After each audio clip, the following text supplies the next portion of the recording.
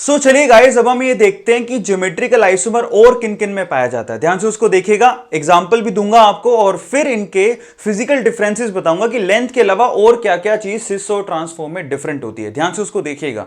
तो देखिए पहचानने का तरीका, सपोज कीजिए, फर्स्ट एग्जाम्पल बताता हूं, ध्यान से उसको देखिएगा। सपोज कीजिए कि यहां पर कार्बन डबल बॉन्ड कार्बन यानी कि रिस्ट्रिक्टेड रोटेशन वाला ग्रुप है और इस कार्बन के साथ जो वैलेंसी मैंने पूरी की वो ए और बी, यानी कि ए और बी दोनों डिफरेंट ग्रुप हैं, उनसे पूरी की है, यहां पर भी ए और बी से। तो क्या यहां पर जीआई होगा? सबसे पहले तो पहचानना सीखो। यस, यहां पर जीआई होगा। क्यों? क्योंकि यहां पर दोनों कंडीशन हमारी फुलफिल हो रही है। ध्यान से उसको देखो, कार्बन के साथ रिस्ट्रिक्टेड रोटेशन वाला ग्रुप भी है और इस कार्बन जो है बेसिकली वो दोनों डिफरेंट ग्रुप से जुड़ा हुआ है, तो यहां जीआई पॉसिबल है। क्लियर हो गया सब लोगों को? ये तो मैंने एग्जांपल आपको थोड़ी देर पहले फ्यूमेरिक एंड मैलिक एसिड का दिया ही था। तो यहां पर जीआई पॉसिबल है और उसकी दो फॉर्म आप बना भी सकते हो, सिस फॉर्म एंड ट्रांसफॉर्म। आसान है ना, यहां पर तो बना नहीं। अब देखिए सेकंड एग्जांपल लेते हैं। सपोज कीजिए कि यहां पर इस कार्बन के साथ मैंने ए एंड ए जोड़ दिया, डबल बॉन्ड इस कार्बन के साथ बी एंड बी जोड़ दिया। तो क्या पर यहां पर जीआई पॉसिबल है? नहीं, यहां पर जीआई पॉसिबल नहीं है। मैं साइड में लिख देता हूं, यहां पर जीआई पॉसिबल नहीं है, जबकि यहां पर जीआई पॉसिबल था। मतलब देखिए इस कार्बन के साथ दोनों सेम ग्रुप है, इस कार्बन के साथ दोनों सेम ग्रुप है, तो यहां पर जीआई पॉसिबल नहीं है। तीसरा एग्जांपल लेता हूं। मान लीजिए carbon to carbon double bond है, यहां पर मैंने क्या किया, ए एंड ए लगा दिया, जबकि यहां पर मैंने सपोज कीजिए यहां पर डी एंड ई लगा दिया। ध्यान से उसको देखो। अब यहां पर तो डिफरेंट ग्रुप हैं, लेकिन क्या इस कार्बन के साथ डिफरेंट ग्रुप हैं? अलग अलग कैटेगरी बता रहा हूं। तो इस कार्बन के साथ क्योंकि डिफरेंट ग्रुप नहीं है तो ये जीआई शो करेगा ही नहीं। हमारी कंडीशन को फुलफिल करना है, बात खत्म।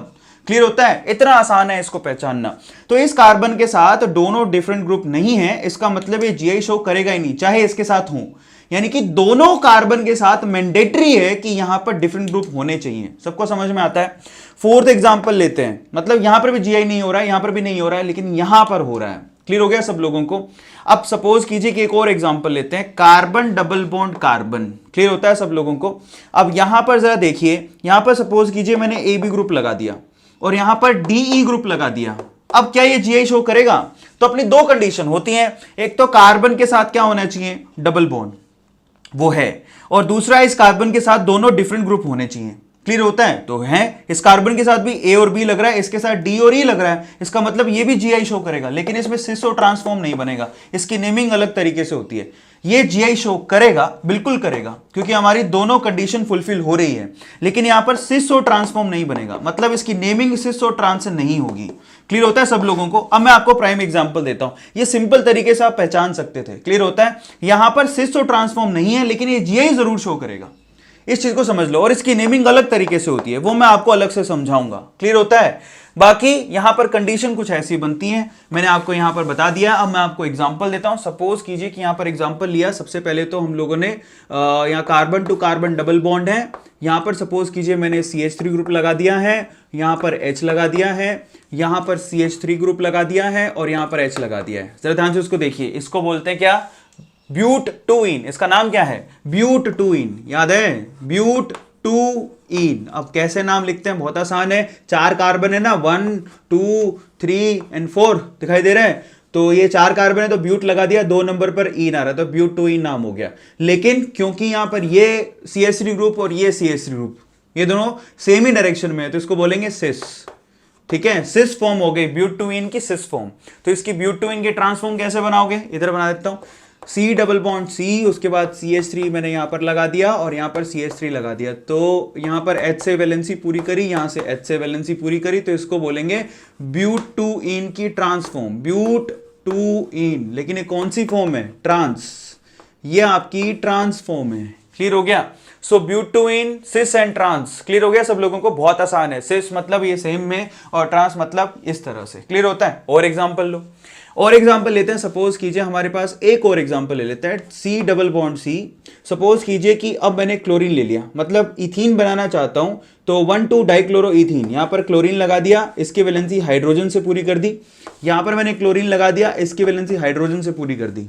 अब जरा इसका नाम चेक करो, इसका नाम क्या होगा? कार्बन तो 2 ही है, एक और 2, ये तो क्लोरीन है। ठीक है, तो इसको क्या लिखोगे, 1,2 डाइक्लोरो। ठीक है, 1,2 डाइक्लोरो, 2 ही कार्बन है तो क्या लगाओगे, इथ, और डबल बॉन्ड है तो इन। लेकिन ये कौन सी फॉर्म है, इसको बोलते हैं सिस फॉर्म, क्योंकि ये जो क्लोरीन है वो सेम प्लेन में ही लाई कर रहे हैं, तो दिस इज सिस फॉर्म। तो इसकी ट्रांसफॉर्म बनानी तो क्या करोगे, ये C डबल बॉन्ड C, ध्यान से उसको देखो, यहां पर क्लोरीन लगा दिया, यहां क्लोरीन लगा दिया, यहां हाइड्रोजन लगा दिया, यहां हाइड्रोजन लगा दिया, तो ये आपके पास 1,2 डाई क्लोरो, ठीक है, 1,2 डाई क्लोरो, और ये यहां पर हो गया इथ, दो यहां पर कार्बन है, ध्यान से उसको देखो, तो इथ, और फाइनली आप क्योंकि डबल बॉन्ड है तो क्या लगाओगे, इन, लेकिन ये कौन सी फॉर्म है इसकी, ये इसके ट्रांसफॉर्म है। अब ऐसा ट्रांसफॉर्म क्यों है, क्योंकि यहां पर क्लोरीन यहां है, दोनों सेम प्लेन में नहीं है, एक ऊपर है और दूसरा नीचे, उसको ट्रांसफॉर्म बोलते हैं। क्लियर हो गया, इस तरह से आप प्रॉपर एग्जांपल ले सकते हो इनके। तो ये हमारी सिस फॉर्म, ये ट्रांसफॉर्म, आयुपेक नेम अभी भी सेम ही है, लेकिन जीआई शो करने की वजह से इसके आगे सिस लगा दिया है और इसके आगे ट्रांस लगा दिया, सिर्फ इतना सा डिफरेंस है।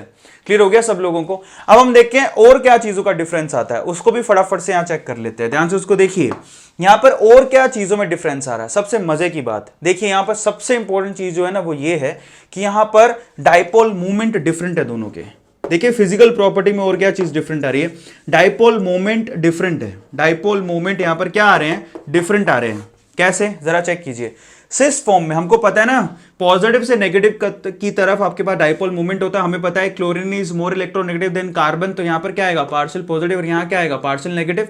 तो यहां पर ये लीजिए, डाइपोल मूवमेंट इस तरफ है और यहां पर डाइपोल मूवमेंट इस तरफ है, दिखाई दे रहा है सब लोगों को। इनका रिजल्टेंट कैसे निकलेगा, जरा ध्यान से इसको देखिए। आपको पता है डाइपोल मूवमेंट कैसा होता है, वेक्टर होता है, स्केलर क्वांटिटी नहीं है, तो एक यूं जा रहा है, एक यूं जा रहा है, उनका रिजल्टेंट बीच में होगा। सबको समझ में आ गया। तो आप एडिटिव है, इसका मतलब इस केस में यानी कि सिस फॉर्म में जो डाइपोल मूवमेंट निकल के आता है that is non zero, non zero. सबको समझ में आ गया, एक इस तरफ है और एक इस तरफ है, नॉन जीरो, दोनों को जोड़ा जा सकता है।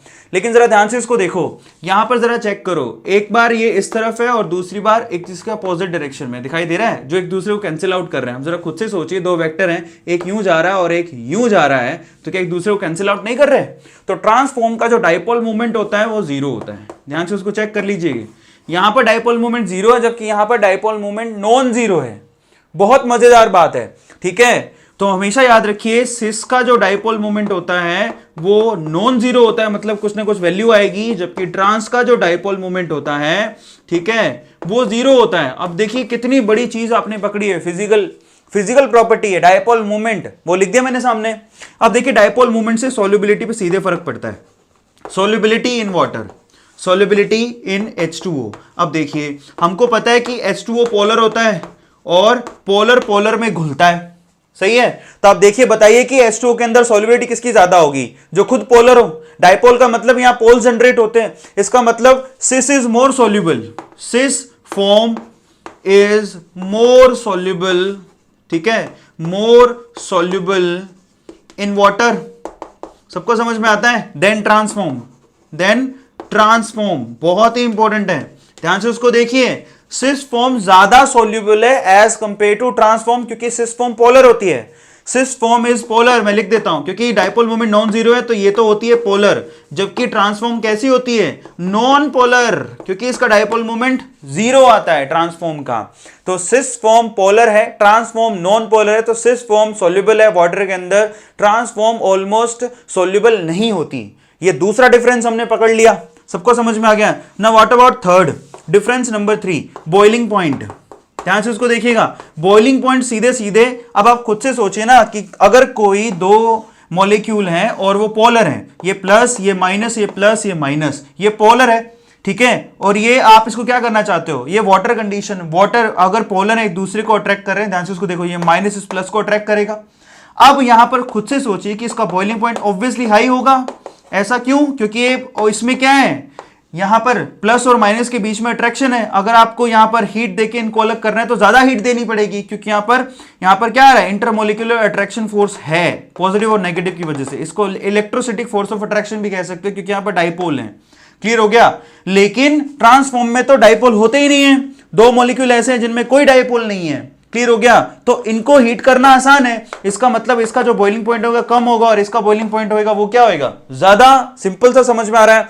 So boiling point of cis form is greater than, cis form का जो बॉइलिंग पॉइंट होता है वो हमेशा ज्यादा होता है एज कंपेयर टू ट्रांसफॉर्म। सवाल बहुत बार पूछा जाता है, ट्रांसफॉर्म के बॉइलिंग पॉइंट से सिस फॉर्म का बॉइलिंग पॉइंट हमेशा ज्यादा होता है। ऐसा क्यों? क्योंकि सिस फॉर्म में डाइपोल जनरेट होते हैं और डाइपोल की वजह से यहां पर क्या हो रहा है, डाइपोल की वजह से यहां पर फोर्स ऑफ अट्रैक्शन है, जिसकी वजह से ज्यादा हीट करना पड़ेगा इनको बॉइल करने के लिए। सबको क्लियर हो गया? कितना ज्यादा इंपॉर्टेंट पॉइंट है यहां पर जो मैंने लिखा है। और लास्ट मेल्टिंग पॉइंट की बात करते हैं, इनमें सवाल हमेशा पूछे जाते हैं, मैं यहां स्टार लगा देता हूं। ये जितनी भी मैंने चीजें लिखवाई हैं उन पे क्वेश्चन बहुत आते हैं। हालांकि the melting point of transform, ठीक है, ट्रांसफॉर्म का जो मेल्टिंग पॉइंट होता है हमेशा ज्यादा होता है सिस फॉर्म से। देखिए उल्टा, सिस फॉर्म के मेल्टिंग पॉइंट से हमेशा ज्यादा आएगा। ट्रांसफॉर्म का मेल्टिंग पॉइंट सिस फॉर्म के मेल्टिंग पॉइंट से ज्यादा आएगा। क्यों? क्योंकि देखिए ना ट्रांसफॉर्म कितनी खूबसूरत यहां आपको दिखाई दे रही है। देखिए एक सी इधर है, एक सी इधर है, और हाइड्रोजन इधर, हाइड्रोजन इधर है। ये एक सिमेट्रिकल फॉर्म है जिसकी पैकिंग अच्छी होगी। अगर ऐसे ही ईंट दे दी जाए तो वो पैकिंग अच्छी कर पाएंगे आपस में। समझ पा रहे हो? पैकिंग अच्छी होने की वजह से आपस में अच्छी तरह से जुड़े हुए होते हैं, और अच्छी तरह से जुड़े होते हैं तो उनको ज्यादा हीट करना पड़ता है। तो यहां पर फैक्टर कौन सा है? यहां पर तो आपको यहां पर डाइपोल मूवमेंट को देखना है, जबकि यहां पर आपको पैकिंग को देखना है। ध्यान से देखिए, ट्रांसफॉर्म की सिमेट्री फैक्टर बता रहा हूं, ध्यान से इसको देखिए। बॉइलिंग पॉइंट के लिए आपको डाइपोल मूवमेंट देखना होता है, मेल्टिंग पॉइंट के लिए आपको पैकिंग देखनी होती है। और यहां पर ट्रांसफॉर्म में पैकिंग अच्छी हो सकती है क्योंकि वो सिमेट्रिकल है, जबकि यहां पर क्या सीन है, दो ग्रुप एक ही तरफ है, ये सिमेट्रिकल नहीं है, वो सिमेट्रिकल है। और सिमेट्री होने की वजह से ट्रांसफॉर्म की मेल्टिंग पॉइंट सिस फॉर्म से ज्यादा होती है। और जो मैंने आपको यहां पर फिजिकल प्रॉपर्टीज बताई, this is most most most important. सबको समझ में आ गया? बहुत ज्यादा इंपॉर्टेंट है। फटाफट से इसका स्क्रीनशॉट ले लो, फटाफट से ले लीजिए, उसके बाद आगे चलते हैं। ले लीजिए।